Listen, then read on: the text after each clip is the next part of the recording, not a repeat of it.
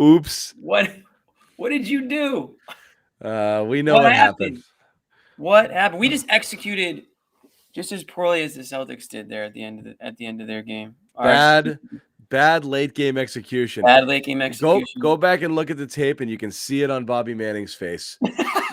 I wasn't gonna say it. You'll see exactly what happened there. The shit moment. When Bobby went to go talk to Jaylen Brown, he goes, hit a button, and he goes. I don't know if they'll be able to see it because I think when we hit the off button, it really goes off right away for them. But for us, we kind of saw it all happen, unfolding on Bobby's end. So for those of you who joined back in, great. Thanks. Thank you. If we lost most of you, we understand that as well. Yeah. We deserve it. We deserve it. So post-game show part 2. We're going to bring in Josue Pavon, who does not have an itchy trigger finger. He does not touch buttons. He doesn't do weird stuff like that. Let's bring in Josue. Look at him. He's still got a shiny head. Hey, where'd you guys go? Hairline's still intact. Yeah. What's up? Unbelievable. Good news is we only lost 1,000 people. Yeah, right. We're up to 38 viewers. Thanks to the 38 of you that are back. We appreciate it. Those are the real diehards. I think I just recapped the entire game in like 2 minutes, and I realized you guys were gone. So that's cool. My God. Yeah, Josue, we not a good day. We all got Brockton Wi-Fi on that right there, man. We all got Brockton Wi-Fi. Except for the guy from Brockton. Look at that. We feel your pain now. No, but what were you talking about, John? You were on to something good. Maybe it was about fouling, I guess, or Giannis's. Josue, you mean we've already talked for. I was saying just simply, we'll get your take on it. We get that this is par for the course with Giannis, and all of us, Jimmy, Sherrod, and I, refuse to go like officials cost them the game. But the officiating is garbage because they just don't know what they're going to call a foul versus not call a foul. And it's impossible to play under those circumstances. So again, that's why they were frustrated. They're like, what is it? What is the foul? Like the guy's got, and Ame was saying, like, what does the guy have to go down? It was bad. Yeah, the inconsistency makes it hard. And that's what people were talking about. Well, I love that Ime was transparent too. He said, listen, they said, look, if you're not getting pushed to the ground, then they're not going to call it. And he made a joke about, well, maybe I need to get these guys to start flopping more. And of course he's joking, but I think there's some seriousness in there. Oh, Sherrod. So got to mute you there. Sorry, that was what video you watching over there? But and look, obviously we are back live. Anybody asking? It's not a replay. This is live Garden Report Part 2. Sorry, we're not going to say who did it, but it was Bobby. Bobby killed our stream. And he texted us. I love how we figured it out. Yeah, and then he texted us going, "Hey guys, sorry, I did a bad thing." John goes, "I know. We all know. We know, buddy. We know. We know what you did. We know what you did." And he's got to do the rest of He's got to do the rest of the show like this. Okay, hands behind his back. Yeah. Fire drill just went on. No more entering. Did Bobby just set off a freaking fire drill in Milwaukee at Fiserv? Did you hear that? Maybe it's just out here. I don't know what that was, but all the lights flashing for 2 seconds. Bobby. He was like, all right, I'll see you guys later. Slap. And he just slapped down on one. Bye, Jaylen. But yeah, look. Anyway, Sherrod, I'm unmuting. Are you okay again? Okay, not again. Okay, good. Yeah, the way this game was officiated was just it's getting ridiculous, you know. And the Celtics played around that, and all that had to do with, in my opinion, with Al Horford. The Celtics don't come back without him, and what he did on both ends, and you know that game winning layup, you know, when they waved it off, I was like, from the second it went in, I was like, that was just too little, too late. But like Al mentioned after the game, you know, they had a few chances at that. You know, they had their hand on the ball a couple of times there, but that was just a tough play, and that's just the position that the Celtics put themselves in. But believe it or not, guys, though, I feel like that fourth quarter, if you're the Celtics, it's encouraging because you have to think about, you know, how bad Tatum was offensively. You have to think about how they were able to come back as fast as they did. Shit, they scored more points in the first 4.5 minutes in that fourth quarter than they did in the entire third quarter. So obviously, coming out of halftime, they have to make that adjustment of not just letting the Bucks just walk all over them the way they did in that third quarter. But also, I just think, at the end of the day, the way this game played out, it shows a little bit of weakness from the Milwaukee Bucks. You know, it was funny because Bobby turned to me, you know, under a minute to go. He's like, I don't see how the Celtics can pull this one out. And I'm like, well, if they keep turning to other guys not named Giannis, then they're going to give themselves a shot there. But then Giannis made the play that he needed to that he needed to make. And, that was big, of course. But the Celtics, it was just too little too late at the end, man. It just can't be all Al. It can't be them getting out of their game because they're not getting the calls. And, we saw, I don't know if you guys saw that on the TV, picked it up, but Ime getting into it with not getting into it, but just kind of telling Grant Williams to not go down that lane. Did they show that? They showed that on TV? Yeah. You could see it. He came down and right at that timeout and he came into the frame. They didn't hang on it. But right after that, he's like, shut up, get back. Because he sat there and he backpedaled. And he's talking to the ref, and then he realized it, sprints to the corner, too late on that, and boom, a three. Tatum had one later, too. Same exact thing. He missed a layup, and he didn't complain. He just dropped his shoulders and jogged back. And if you watch, he's the last guy to get in the frame on defense. And it swings to Drew in the corner and he hits a three. And Tatum goes over there and just kind of futile, waves at it. So Tatum did have a quote. He is talking now. He's talking right now, right? Probably thinking a little too much. Passed up some open shots today. He's talking about the Bucks. The Bucks throwing bodies at him. He knows he goes to turn the corner. There's another body there. It's rough sailing out there. Durant treatment. It's rough sailing out there. Okay. But he said he's just got to, he's just got to be better. He's just passed up too many shots. And Sherrod, you talked about that. He's just not playing his game right now. He's letting them dictate what he's doing. Yeah. And he can't do that. He can't do that. He's too good to do that. He's too smart a player. He's been too many battles at such a young age to not recognize what's happening. And again, I just don't know how the hell they were within striking distance when their best player was that bad. That's why I think it's encouraging. Honestly. Think about how Milwaukee would be if Giannis played took 19 shots and had 10 points total. They'd lose. Yeah, they'd be playing Gino here. That's how bad it would be.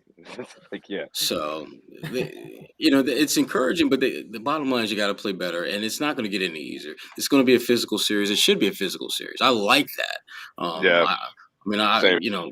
You've got Bobby Porter's whacking, Time Lord in the forehead. You got Grant, body blocking Giannis at one end of the floor, which was kind of funny because you don't expect to see Grant Williams, Mr. Tennessee, Mr. My mom's a scientist and I'm a thinker. Yeah, I was going to say, what route are you going with this one? We know what you mean. He was really an enforcer, which I thought was really good to see because they need guys like that. The hip check that he gave Grayson Allen that just sent him flying after Grayson had, going for a loose ball had knocked Tatum down. Little things like that. It may not seem like that big a deal, but you're sending messages, and that's important in this league, particularly when you're a young guy like Grant.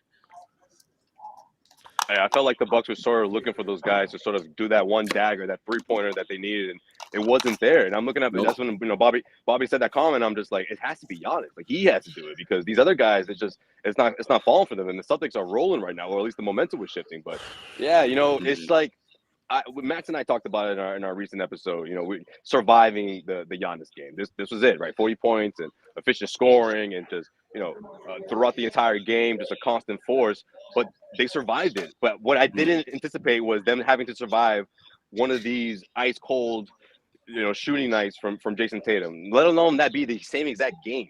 So keep that in mind, Celtics fans. I mean, they nearly pulled it off with Tatum shooting the way he did, and when Giannis dropping 40.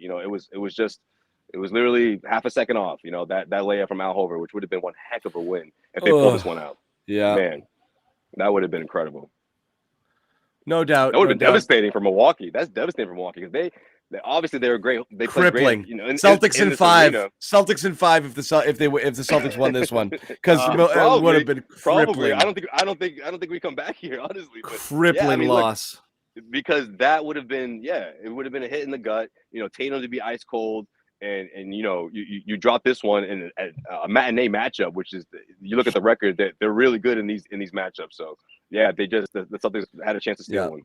Once golden again, chance. technical difficulties. This is our second stream. We did a post-game show earlier. Guys, There's like 45 people in here. What's going on, guys, Come I on. just sent you the link. If you want to Jeez. retweet to people, letting them know that we're here. We'll hang on for a few more minutes and put a bow on this show. For those people who came back, thank you. For the ones we lost, screw you guys. You're not real. You're not real. Yeah. This is a way to weed out the fake fans. These are the real. These are the day ones right here. These guys, they were watching us. They were watching us when the Celtics were in the bubble in Orlando. All right, these are the, I come in and I see right out of the gate Dirk, first guy in the room. I'm like, there you go, real fan. Yep, real. Okay, fan. You knew Dirk would be here. Dirk was here right away. I bet you the send the that guy Discord, some HelloFresh. The Discord was probably all up in arms when all of a sudden the stream just ended out of nowhere. You know, Discord probably held it together, and they knew that because they get the tweets too in that Discord, so they knew what was going on. Yeah. Hang on one second here. Let's bring in this guy. And, Dirk goes. Don't call me out, bro. Thank you. Put the apology cam up. What were you penning over there, Bobby? What were you penning? Let's read that letter you just wrote. I feel like I'm on the podium after the loss. I don't know what to say. I knew Bobby, the second I did it happened? too. What happened? And that final moment before you left the broadcast. What happened there? Take us through it. I knew the second I did it, I was like, oh no, there's no going back from that. But we're building up. I'm already seeing the numbers rise here. So let's momentum into the. It's all good. It's still early. It's still early. It's all good. It's all good. No. We keep the apology what is this? We keep the apology cam on Bobby until we reach 500 viewers. All right. You got to stay on Bobby until we. That's fine. It's fine. He's suffered enough. He's suffered enough. No, I'm just put flowers back up. That's what Celtics fans want after every loss. They want. That was Nick's first design. I was like, nah, we're not going to go with flowers. Yeah. Mother's Day flowers. Yep, that was the Mother's Day thing. Mother's Day flowers. Yeah, that's for the moms out there. Yeah. Although we did say at the top of our first show that Mother's Day was canceled. The Celtics ruined our weekend. And Mom wouldn't want to see us tomorrow in the mood that we were in right after that loss. Yeah, Mom's not watching Monday night. She's pissed. She's mad. That's right. I literally just did a second stream for the apology cam. We're gonna go now. No, Bobby. Bobby Tatum was in there and he was talking about they got to him and he's in his own head. He's thinking too much. He's passing up good shots. That's what killed me the most is he's getting into places where he could rise up and shoot and he's just not doing it. He's getting into the lane and he's passing. He's all out of sorts right now. I think having a tough time getting to the rim in the first game or two has really messed with him. Yeah, because he loses that outlet to his game. That was the space where he could make passes from. It was a place where he could steadily finish or draw free throws. And instead, he's getting caught in between. And that mid-ranger is sort of a game that he's trying to phase out of his arsenal a little bit here. Nah, it's sexy. Bring it back. Yeah. That's not one that he wants to in the habit of bringing back. And so much of the way he's played, Jalen's played this year, it's been building habits. And the way the Bucks defend works against that. You want to shoot a lot of jump shots. You want to be aggressive and get those shots off when you have this there. And I'm startled in this game. I believe I just saw the number that Wes Matthews held him to. Oh, no, that was just his total shooting line for the game was the 419. But Wes Matthews and a primary role on him causing a bunch of trouble. And listen, John, I picked the Celtics in 7 coming into this. The amount of things I'm starting to see stack against them in this series is getting really concerning because one of the biggest advantages I thought they had were those wing matchups. They're going to find a matchup because you knew Holiday was going to be on one of the two, and they should be able to hunt that matchup, whether it was Grayson Allen or Wes Matthews. And Tatum allowed himself to get eaten up by Wes Matthews tonight, which is crazy. I did not expect that. There's help, but he's getting help, though. There's help, no doubt. But you know what helped also, and I don't know if maybe it's just me, if you guys noticed this, but I saw a handful of possessions where I feel like they've shifted their defense, where they're starting to letting Rob roam a bit, right? Like he's getting those easy dunks, he's getting those those looks down low, but I feel like they're sort of letting him roam a bit because they're applying more pressure on Jason Tatum. Like everyone's sort of switching in that space, and they're sort of giving him a bit of an island there. Obviously, when he gets the ball in his hand, they capitalize, and most of the time they were late, but they're sort of living with that. I thought that was one of the many adjustments that Budenholzer made, in Game 3. Yeah, for Yep. sure. And I think it almost worked to their benefit that they ended up having foul trouble for Lopez because they got him out of the game for that stretch where they had Connaughton, He was Portis, constantly late. Yeah. Portis, Giannis. It was a much more versatile lineup that they had out there after that with Matthews and Holiday. Defensively, they were able to match up around the perimeter with that group, and they were able to spread the Celtics out in those lineups too. Giannis dishing to open guys again and again on the offensive end. And defensively, Tatum's just going to be better. That's what he said in the press conference. Like, he's getting the right balance, game in and game out of passing and shooting. This was just one slip up for him where he was overthinking, caught in between, hesitating to shoot, and really just completely out of this game for most of it. That possession really rallying, and he just forced up a shot, pushing off of Matthews. Started pushing off throughout that second half of separation. He got in his own head and he started playing sloppy. He wasn't really in the flow of the offense. And listen, I know this is interesting coming from this show, but thank the Lord for Jalen, right? Taking control of the offense late and putting He was themselves big. in positions to score. All right. Good night. He took over. Fourth quarter Jalen. That's what you wanted to see. Let me guess. This is the first time Jalen's been mentioned. No, right? we gave him tons of credit because I even cited Bobby because What needed a sequel? He needed a sequel to get. No, I'm just messing around. I brought up something Bobby brings up, which is one of the things, Jalen does a couple things consistently is there is that big first quarter, or when the offense stagnates and they can't hit from the outside, he starts to get into the paint and gets them those easy looks, or he got to the free throw line a little bit, and they need that badly. And that was that really keyed the turnaround. Al, who was probably the most consistently good player all night. Wow, where did that come from? Start to finish, but Jalen was a key to that fourth quarter comeback. Without him, they're not even in the ball game, so you're not even having the discussion. He was huge there, no question about it.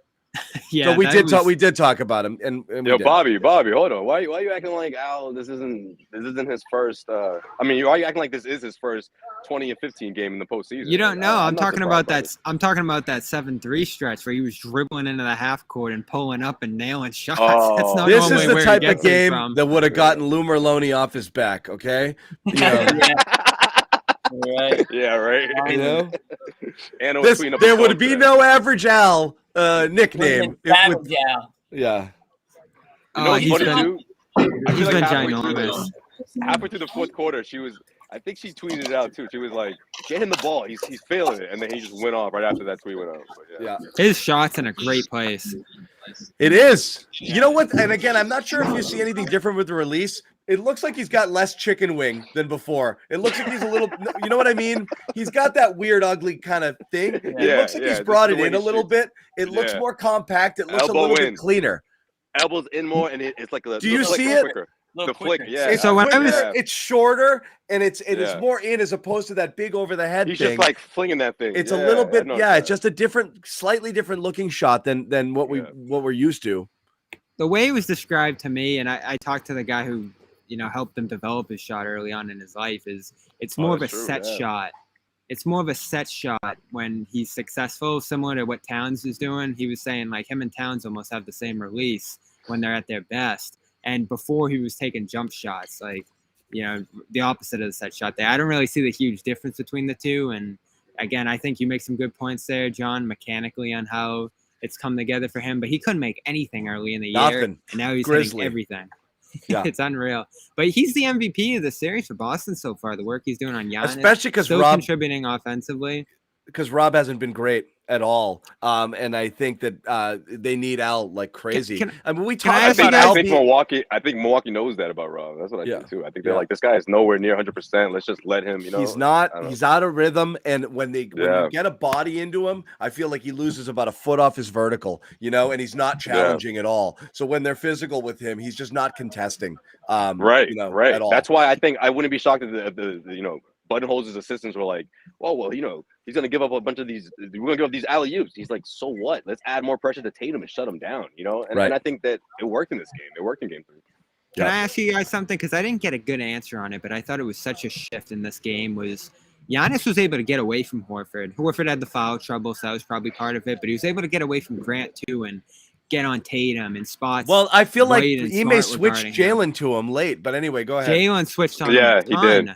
A ton. Yeah. That was the Celtics, right? Giving that up. The Celtics wanted that. I think they wanted Jalen out on him. I don't know if they wanted to bother him a little bit more before he got ahead of steam, but that looked like a strategy, not something that Milwaukee was hunting. But what was the question? What do you want to ask? I was just wondering how he got all those different matchups when the plan in game 2 was to have Grant Horford on an island there. Yeah. The switches killed Boston in those spots because he can just bowl through the wings. There's no resistance there whatsoever. So I know they want to mix up the looks on him and keep him on his toes, but when you want to just stick with what worked until it stops working, I didn't love that move in this game. I thought that was a big reason they lost. Yeah, they started switching on him. I don't know, because maybe he had it going, and they were trying something different. I don't know if it's individual foul trouble too, because their bench is so short right now. And when Grant's stacking up fouls, you had to be careful about who you had there. So you maybe started to play the switch game a little bit. I'm not really sure what the strategy was behind that. Ime told me it was a little bit of both. He was able to force some of those. They gave up some of them. Not really some strong answers there on what's shifted, but I love what they did on game.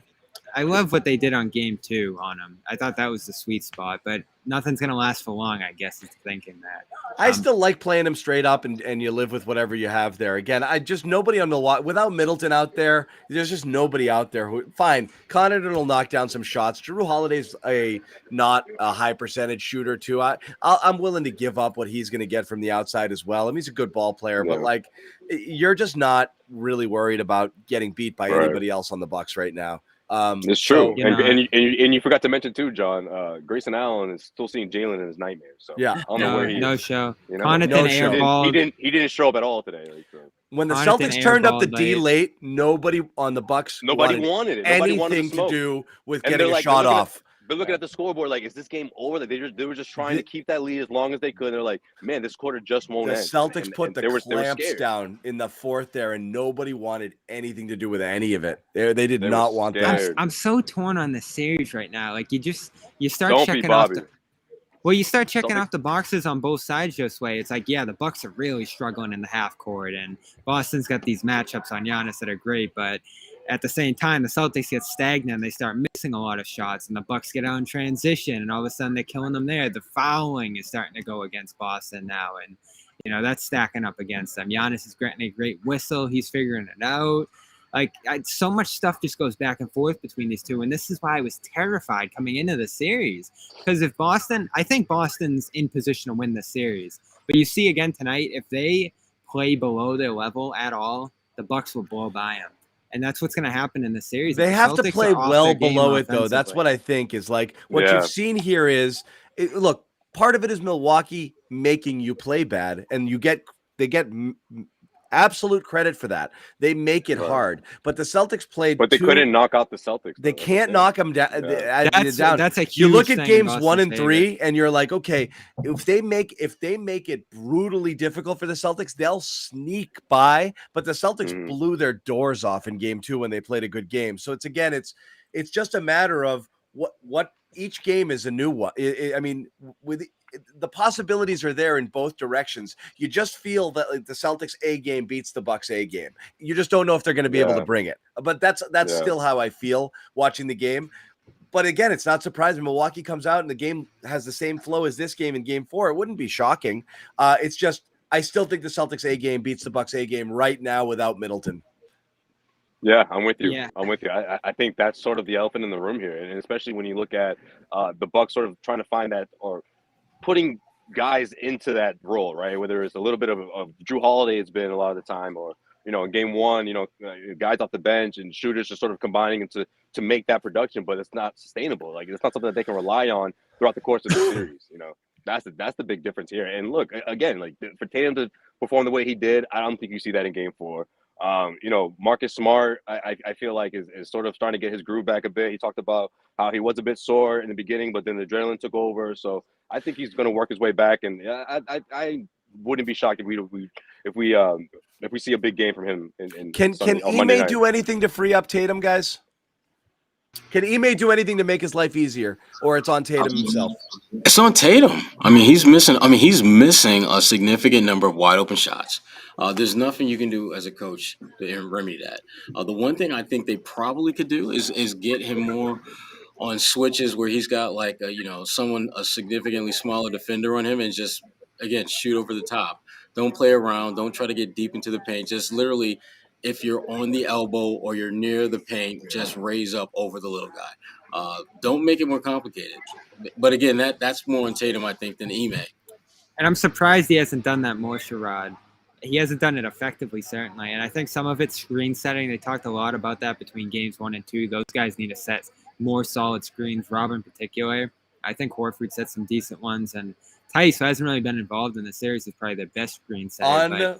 Unplayable. Yeah, but you can't play him. So Rob, 4 minutes and it was like, get him out. I want to talk about Rob because I think he's key for this right now. He's not right. He needs to be involved. Early on, I thought he looked his great. mind is thinking one thing, his body's saying, I don't know. Something's the wrong. rust is there. He looks like he looks like at the beginning of the year, sort of, Rob, just a little bit out of sorts. Like, yeah, his body's just not following his brain's commands, as Josue said. Yeah.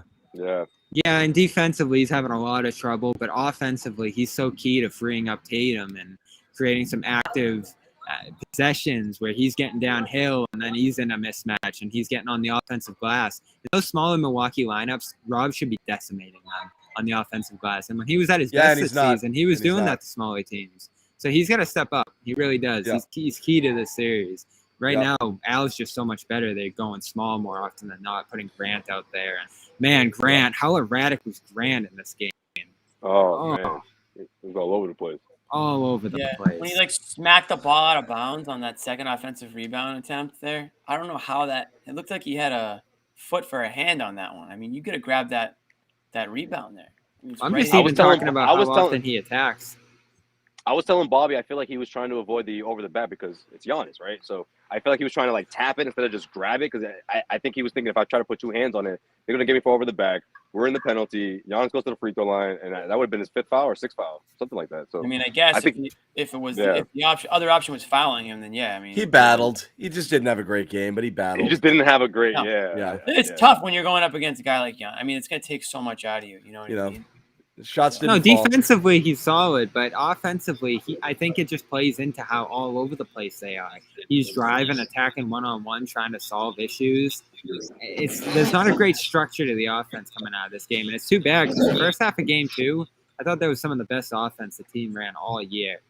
Second half, it kind of broke down. They did stagnate in the second half, and it carried over. Let's put a bow on this one because this is post game number 2, and I know you guys got work still to do in Milwaukee. Real quick, just a shout out once again to our sponsor, HelloFresh. Fresh meals, fresh ingredients sent to your door. Sorry, HelloFresh.com/playoff16. Use the code playoff16 up to 16 free meals and 3 free gifts, guys. Final thoughts here heading into game 4. Feeling good, feeling bad, feeling nervous. What do you think? I'm feeling good. I'm feeling good. I like the Celtics' chances of carrying that fourth quarter momentum into the first half of game 4. I'm not going to say it's going to carry through 48 minutes, but it's not a bad place to start when you're on the road, in a postseason matchup like this. So I do feel good about this. Al, I think when Al has games like this, it inspires his teammates. I think that part is absolutely relevant. I feel like everyone is looking at each other like, man, we kind of blew it for Al there. Al had the big night, and we couldn't put together the W for him. So I say I think they bounce back, and I think Tatum has a big part of that as well. All right. He has to. Yeah. He has to. Because, Al gave you 39 plus minutes, and with such a quick turnaround, he's not going to give you 22, 16, and 5 like he did tonight. So they need Tatum to be top 5 Tatum. Yeah. That's simple. Simple. He played well over his age and minutes, right, Sherrod? That's not what you want. I try to tell y'all, man. Al can't do north of 35. Jimmy, what do you think? Cut that off at 35, right? Yeah, I co-sign Sherrod. I mean, all eyes on Tatum in game 4. How does a superstar in the making respond to some adversity, come back from a bad game? It's pretty obvious that he's the reason they lost this game. Let's be honest. I mean, you can point to a number of things, but it starts with Tatum and it ends with Tatum. When he's on his game, he gets the credit. When he's not, he has to get the criticism. So I'm really interested to see how he responds to all that. And I'm expecting the Celtics to come out and play hard. I thought they played hard today too. I mean, they came up short, missed some opportunities down the stretch. Like you guys said, their best seems to be better than the Bucks' best. So, I mean, this is a must-win. Game 4, is always a must win, so and it's no different here. I'm just really interested to see how Tatum will carry the team Monday night. Bobby? I mean, did anyone here realistically? Oh, sorry. I'm nervous. Ask I'm your nervous. question, Josue, and then we'll get Bobby's thought. What was your question? I was going to say, did anyone here realistically go into these 2 games at Milwaukee thinking that the Celtics could steal 2? Like, I did. I anticipated them to split these, and I always thought the matinee would be the one that the Bucks win. I don't know. Here's the always thing, felt like Josue. The margins are so thin in this series. You lose Both the series. ways. Yes, you lose the series, and you look back on this game and go, "Oh, it was there for you. You had to take that. You could have put them away here." I don't think the Bucks get up if you win this game. Now, the good thing is the Celtics are still in a pretty good position. I agree with all of you. But Giannis, I've been saying it from the beginning. That's all you really got to say is Giannis. You look at what he does out there, and it's terrifying. And it's getting better, and he's gaining momentum, and he's figuring things out. And you knew, I had Eric Name on Dome Theory. Figuring it out? I don't know. Yes, you saw it tonight. Figuring out that he can get away with whatever he wants, I guess. He figured that out. I'm just worried about going 7, and that's where it feels like this series is headed. And guys wearing down, guarding him, foul trouble building up, frustration building up, and Giannis just gaining confidence toward that game 7. It's dangerous here, and you got to, again, I agree with all you guys. The Celtics' best is better than the Bucks' best. We haven't seen the Celtics' best much in this series, and it's concerning. No, really one half of game 2. That's my worry too. That'll be my final thought is the first half, right? I'm still picking them, John, but it's like by this much. And if Middleton comes back, it gets really scary. I don't think he does, but the truth is, as you said, it is the Giannis factor, which is to say, if everything is ugly both sides, the one thing that can swing, the one thing that Milwaukee has that the Celtics don't have is Giannis, which is kind of a cheat code, especially if he's going to be able to get away with whatever it is he's getting away with and just kind of put his head down and go. It's just something that you just can't really account for. So they did their best with him the first couple of games, and they made life really difficult, and then he just kind of got rolling tonight. Without that, they don't win. I don't know that Giannis has a lot more games like this series, but now your margins are small because you really just can't. You really have to win Monday night here. It's there for the taking, John. They just got to take it, and they're really struggling to do it right now. As far as Tatum goes, honestly, I know everyone will be like, you got to get him going early. Actually, what I don't want to see him do is go in and start to force the issue early. Just let it. It's going to set a bad tone. Let it come to you. Stick to the game plan. Swing the ball. Move without the ball. Get the best shots. You're not going to have nights where you have splits of whatever it was. It was like, 31-17 in the first half. It's just not going to happen. But stay with it, man. Keep moving the ball, and get your shots there. Don't get frustrated. Don't try to dribble into a sea of defenders. Just chill. The formula. We've seen it work. Stick to it, okay? And, I think they'll be all right. But we're going to wrap. We're back on Monday. Check us out over at the Celtics All Access, our YouTube channel. There'll be post-game reports coming from these guys down in Milwaukee. Once again, Sherrod Blakely, Josue Pavon, Bobby Manning, all down in Milwaukee covering this series. They'll be there Monday as well. And obviously coverage throughout the rest of this series and the rest of the playoffs here on CLNS Media. Check us out at clnsmedia.com as well. Jimmy Toscano and I holding it down from the fort. Yes, sir. Yeah. Good stuff, guys. They don't let us out anymore. You boys getting after it in Milwaukee tonight? A little Saturday night Milwaukee action, maybe? I don't know. You guys want to work's get some cheese done, curds? Jimmy. We're working hard. Sherrod knows where the spots are. You just gotta hit Sherrod up. Hold. Oh, all right. We'll go ask him. All right. It's called Chicago. Yeah.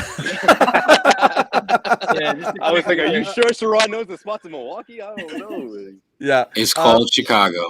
I want to thank the roughly 500 of you that jumped back in after our stream mysteriously went away.